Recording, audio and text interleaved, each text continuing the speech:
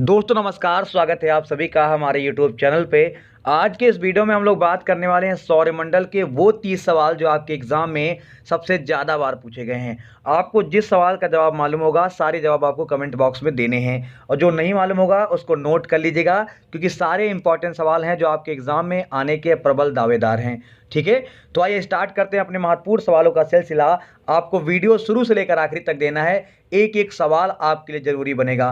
पहला सवाल आपके स्क्रीन पर, आइए देखिए और ट्राई करिए। जी हाँ, सौर प्रणाली की खोज किसके द्वारा की गई थी, या सौरमंडल के खोजकर्ता के रूप में आप किसे जानते हैं? पहला सबसे आसान सवाल आपके सामने है, जिसका उत्तर हर बच्चा जानता होगा। जी हाँ, यहाँ पे आपका आंसर निकल के आएगा कॉपरनिकस, और कॉपरनिकस को सौरमंडल का जन्मदाता कहा जाता है। सबसे आसान सवाल है। नेक्स्ट आइए, अगला सवाल ट्राई करेंगे ध्यान से। ये सवाल नंबर 2 है, ग्रहों की गति के नियम किसके द्वारा दिए गए थे?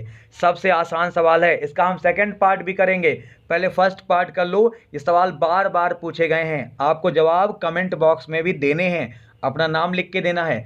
ग्रहों की गति के नियम किसके द्वारा दिए गए थे? तो जब ये सवाल बनेगा तो इसका जवाब जो निकल के आएगा बेटा, वो आएगा केपलर के द्वारा दिए गए थे। आप जानते होंगे ग्रहों की गति के संबंध में केपलर ने 3 नियम दिए जो बड़े फेमस हो गए। ठीक है, तो आपके लिए सवाल बड़ा इंपॉर्टेंट था। नेक्स्ट आ जाइए, सवाल नंबर 3, सूर्य के प्रकाश को धरती तक पहुंचने में कितना समय लगता है? सूर्य के प्रकाश को धरती तक पहुंचने में कितने मिनट का समय लगता है? देखिए, इसके आंसर की बात करेंगे, इसके आपको कई जगह कई किताबों में कई आंसर मिलते हैं। कुछ किताबों में आपको 8 मिनट 30 सेकंड दिखता है, कुछ किताबों में आपको 8 मिनट 22 सेकंड भी दिखता है, तो वो आप पे है। कुछ किताबों में आपको 8 मिनट 16 सेकंड भी दिखता है। ठीक है, तो वो चिंता का विषय नहीं है, वो जैसा हमारा ऑप्शन होगा हम वैसा ट्राई करेंगे। फिलहाल 8 मिनट तो आपको लगना ही लगना है। नेक्स्ट आइए, अगला सवाल, सूर्य के सबसे पास कौन सा ग्रह मानते हैं आप? जी हाँ, सूर्य के सबसे पास किस ग्रह को आप मानते हैं? बहुत सिंपल सवाल था, 4 नंबर का उत्तर हो जाएगा ए मतलब बुध। बुध की बात करेंगे तो आप में से हर बच्चा बुध के बारे में जानता है।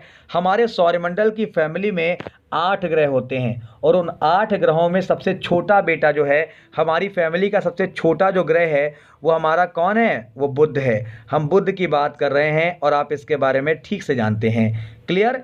आप जानते हैं इसका परिक्रमण काल जो होता है वो 88 दिन का होता है, यानी सूर्य का एक चक्कर लगाने में इसको 88 दिन का समय लगता है। नेक्स्ट आइए, जी हाँ, वही सवाल आ गया ना, बुध नक्षत्र में एक वर्ष में दिनों की संख्या कितनी होती है?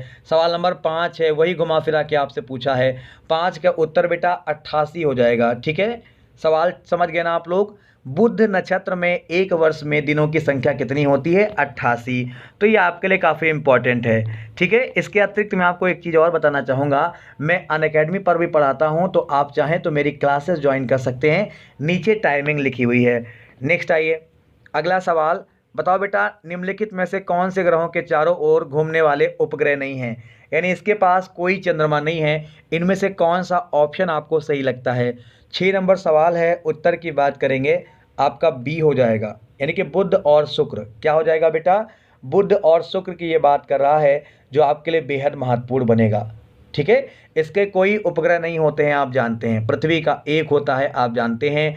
मंगल के 2 होते हैं, आप ये भी जानते हैं। बाकी सबके पास ग्रह होते हैं, उपग्रह होते हैं, लेकिन हमारे ये 2 ऐसे उपग्रह होते हैं जिनके पास कोई भी उपग्रह नहीं है। नेक्स्ट आइए, ये सवाल है, निम्नलिखित में से कौन सा ग्रह सूर्य का चक्कर सबसे कम समय में लगाता है? वही सवाल आ गया ना, सवाल बहुत इंपॉर्टेंट बनेगा। जब भी पूछा जाएगा आपको क्या जवाब देना है? सूर्य का चक्कर बुध जो है वो सबसे कम समय में लगाता है। कितने दिन में? 88 दिन में। क्लियर है? चलिए नेक्स्ट आइए, ये सवाल है, सौरमंडल का कौन सा ग्रह लगभग पृथ्वी जितना बड़ा है? सवाल नंबर 8 है, बेहद आसान है। बताओ बेटा, सारे बच्चे कमेंट बॉक्स में अपना टैलेंट दिखा सकते हैं। शुक्र की बात कर रहे हैं हम लोग। शुक्र ग्रह की अगर बात करेंगे तो ये पृथ्वी जैसा है, यही वजह है कि शुक्र को पृथ्वी की बहन भी कहा जाता है। क्या कहते हैं? शुक्र को पृथ्वी की बहन इसीलिए कहा जाता है। नेक्स्ट आ जाइए, सबसे चमकीला ग्रह आप किसे कहते हो गया बेटा, सबसे चमकीला ग्रह आप किसे कहकर पुकारते हो? तो 9 नंबर सवाल है, आप शुक्र को, समझ गए, शुक्र को क्या कहते हो आप? सबसे चमकीला ग्रह कहकर पुकारते हो। शुक्र क्या है? सूर्य से दूसरे नंबर का ग्रह है, और प्रत्येक 224.7 समय में पृथ्वी में सूर्य के परिक्रमण काल को पूरा करता है। समझ गए आप लोग, ये इंपॉर्टेंट है और ये आपको ध्यान रखना है। चलें आगे बढ़ेंगे, अगला महत्वपूर्ण सवाल। अच्छा, शुक्र को लेकर और भी सवाल बनते हैं। इसे सौंदर्य का देवता भी कहा जाता है, इसे प्रेम का देवता भी कहा जाता है, सुबह का तारा, सांझ का तारा, ये सारे नाम शुक्र के ही हैं जो आपको ध्यान रखने हैं। नेक्स्ट आइए, जी हाँ, पृथ्वी के सर्वाधिक निकट कौन सा ग्रह माना जाता है? पृथ्वी के सबसे पास में आप किसे मानते हो? तो 10 नंबर सवाल आपने पहले भी ट्राई किया होगा, आपको यहाँ पर भी बोलना है। जल्दी बोलो बेटा, कमेंट बॉक्स में 10 का उत्तर हो जाएगा यहाँ पे ए मतलब शुक्र। ठीक है, नेक्स्ट आइए, अगला सवाल, निम्नलिखित में किस ग्रह को भोर का तारा कहा जाता है? अभी भोर का तारा हमने बताया है आपसे, तो कोई दिक्कत नहीं होना चाहिए आपको। भोर का तारा शुक्र को कहा जाता है, शुक्र को। क्लियर है, ये दिमाग में आप रखेंगे आप लोग। ठीक है, चलिए आगे बढ़ते हैं अगले महत्वपूर्ण सवाल की तरफ। ये सवाल है, उत्तरी ध्रुव की खोज किसके द्वारा मानी जाती है? 12 नंबर सवाल है, उत्तरी ध्रुव के खोजकर्ता के रूप में आप किसे जानते हो? तो यहाँ पे आपका जो आंसर निकल के आएगा वो रॉबर्ट पियरी आएगा। ठीक है, उत्तरी ध्रुव के खोजकर्ता रॉबर्ट पियरी हैं, ये आपके पास होना चाहिए। नेक्स्ट आइए, इंपॉर्टेंट रहेगा, अभी साउथ पोल की बात कर रहा है, दक्षिणी ध्रुव की बात कर रहा है, इस पर पहुंचने वाला पहला व्यक्ति कौन था? तो 13 का उत्तर निकल के आएगा अमंडसेन। कौन था? अमंडसेन दक्षिणी ध्रुव पर पहुंचने वाले पहले व्यक्ति माने जाते हैं।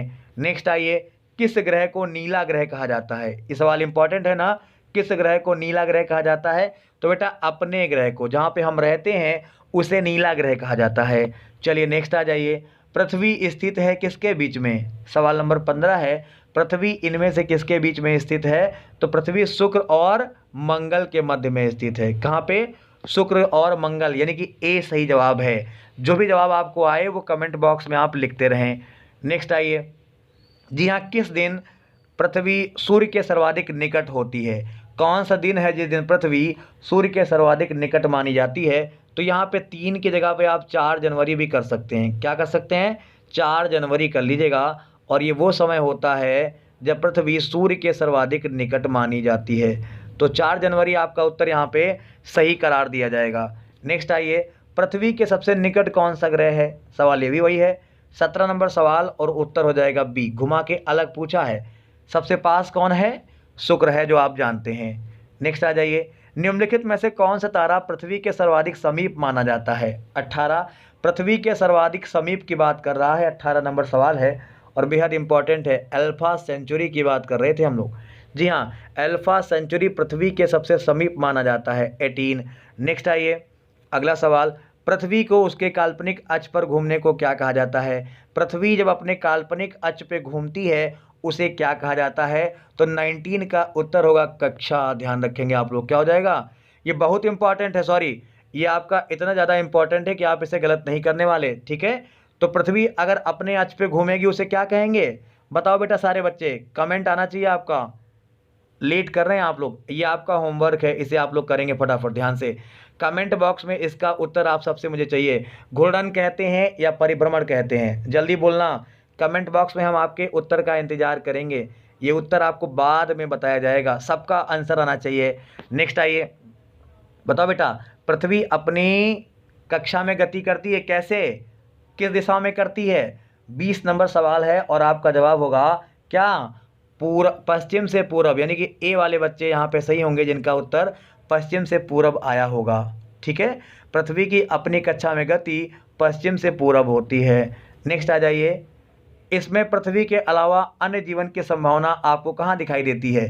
कहने का मतलब ये है कि पृथ्वी के अतिरिक्त और कौन सा ऐसा ग्रह है जहाँ पे जीवन की संभावना आपको दिखाई दे? तो आपका जवाब यहाँ पे मंगल हो जाएगा। मंगल ग्रह पे हाल फिलहाल में वैज्ञानिकों ने जीवन खोजा है। नेक्स्ट आ जाइए, सौरमंडल में सबसे बड़ा ग्रह किसे कहते हो? सौरमंडल का सबसे बड़ा ग्रह जो है वो बृहस्पति है। समझ गए आप लोग, बहुत बड़ा है। क्लियर, इसे जुपिटर आप कहते हो। नेक्स्ट आइए, सूर्य के इर्द परिक्रमा करने में निम्नलिखित में से कौन सा ग्रह सबसे ज़्यादा समय लेता है? 23 सबसे लंबा समय कौन लेगा? तो आप इनमें से जवाब देना था, सबसे लंबा समय बृहस्पति लेगा। ठीक है, हम बृहस्पति की बात कर रहे थे। नेक्स्ट आ जाइए बेटा, तो अगला सवाल आपके लिए और भी महत्वपूर्ण बनने वाला है, गलत मत कीजिएगा। नेक्स्ट हो गया, वेट। चलिए, निम्नलिखित ग्रहों में किसके चारों ओर वलय हैं? वलय का मतलब छल्ले होता है। 24 इंपॉर्टेंट बनेगा। किसके चारों ओर छल्ले दिखाई देते हैं? तो अपना शनि ग्रह होता है जिसके चारों ओर सुंदर सुंदर वलय यानी कि छल्ले दिखाई देते हैं। क्लियर? चलिए नेक्स्ट आ जाइए बेटा। अगला सवाल नासा के, समझना भैया इंपॉर्टेंट है, नासा के किससे संबंधित मिशन का नाम जूनो है? 25 नंबर इंपॉर्टेंट है, जूनो की बात करेगा। आप जवाब दोगे बृहस्पति। क्या दोगे? बृहस्पति, बेहद इंपॉर्टेंट है। नेक्स्ट आ जाइए, शनि ग्रह कैसा ग्रह है? सवाल नंबर 26 है, शनि को कैसा ग्रह माना जाता है? तो यहाँ पे आप गलती नहीं कर सकते, 26 का उत्तर हो जाएगा सी। क्या हो जाएगा? नेपच्यून से गर्म है। नेक्स्ट आइए, निम्न में किस ग्रह के चारों ओर स्पष्ट वलय हैं? अभी तो हम लोगों ने बात किया है। 27 नंबर सवाल, शनि ग्रह ऐसा ग्रह है जिसके चारों ओर आपको छल्ले या वलय दिखाई देते हैं। क्लियर है? चलिए आगे बढ़िए। अगला सवाल, कौन सा ग्रह हरे रंग के प्रकाश को उत्सर्जित करता है? वो कौन सा ग्रह है जो हरे रंग का प्रकाश उत्सर्जित करता है? नाम है वरुण। ठीक है, वरुण ग्रह जो होता है वो हरे रंग का प्रकाश निकालता है। नेक्स्ट आ जाइए। अगला सवाल, वर्तमान में निम्नलिखित में से कौन से ग्रह के सर्वाधिक प्राकृतिक उपग्रह और चंद्र हैं? कहने का मतलब सबसे ज़्यादा इस टाइम किसके हैं? 29 के आंसर की बात करेंगे, आपका शनि हो जाएगा। और वर्तमान में खोजों के आधार पर शनि के उपग्रहों की संख्या 81-82 पहुँच गई है। ठीक है, ये आप जानते हैं। चलिए आगे बढ़ेंगे। अगला सवाल और अंतिम सवाल हमारा रहेगा आज का, इसको ध्यान से आप लोग कर जाना। उस ग्रह का नाम बताइए जो सूरज से लगभग 150 मिलियन किलोमीटर दूर है।